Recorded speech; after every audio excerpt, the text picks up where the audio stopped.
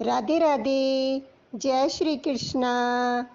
आप सबको गुरु पूर्णिमा की हार्दिक शुभकामनाएं। चलिए गुरु पूर्णिमा की कथा सुनते हैं। गुरु पूर्णिमा का पर्व आषाढ़ मास की पूर्णिमा को मनाया जाता है।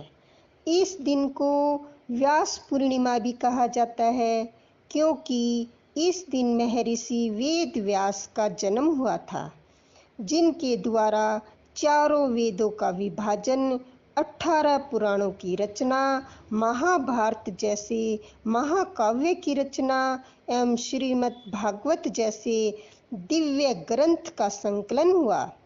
इस कारण उन्हें संपूर्ण सृष्टि के आदि गुरु की उपाधि दी गई है। पद्म पुराण, स्कंद पुराण और महाभारत के अनुसार द्वापर युग के अंत में जब वेदों का ज्ञान विलुप्त होने लगा, तब साक्षात भगवान विष्णु ने वेदों की रक्षा हेतु वेद व्यास के रूप में अवतार लिया। इनका जन्म आषाढ़ शुक्ल पूर्णिमा को हुआ था। कहा जाता है कि इनका जन्म यमुना नदी के बीच एक द्वीप पर हुआ था। उनकी माता का नाम सत्यवती था और पिता महर्षि पराशर थे, जो महान तपस्वी थे। जन्म के बाद वेद व्यास को उनके पिता ने तप के लिए वन भेज दिया और वहीं से उन्होंने वेदों का गहन अध्ययन कर उन्हें 4 भागों ऋग्वेद, यजुर्वेद, सामवेद और अथर्ववेद में विभक्त किया। इस कारण वे वेद व्यास कहलाए। इतना ही नहीं, उन्होंने 18 पुराण, ब्रह्मसूत्र, महाभारत और अंत में श्रीमद् भागवत जैसे ग्रंथों की रचना की, जिनसे जनमानस को धर्म, कर्म, ज्ञान और भक्ति की सहज समझ प्राप्त हुई।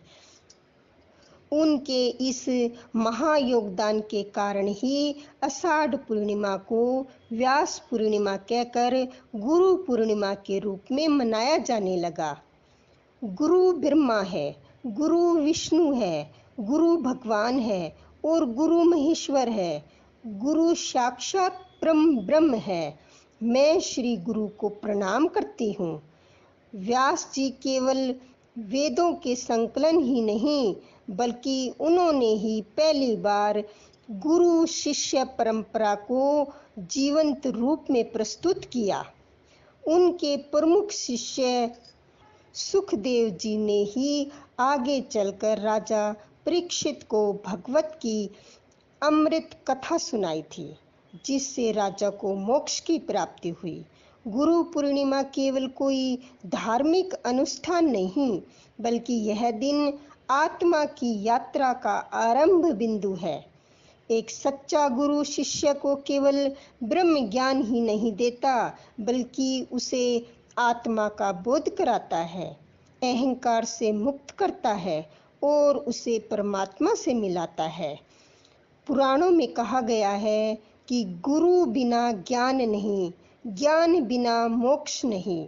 गुरु के बिना जीवन एक नाव की तरह है, जो दिशा और पतवार के बिना भटकती रहती है। गुरु ही आत्मज्ञान की चाबी है। गुरु पूर्णिमा का पर्व हमें इस सच्चाई का स्मरण कराता है कि जब हम जीवन में सच्चे गुरु को पाते हैं, तभी हमारे कर्मों का बंधन कटता है और हम आत्मा के वास्तविक स्वरूप को जान पाते हैं। जय श्री कृष्णा।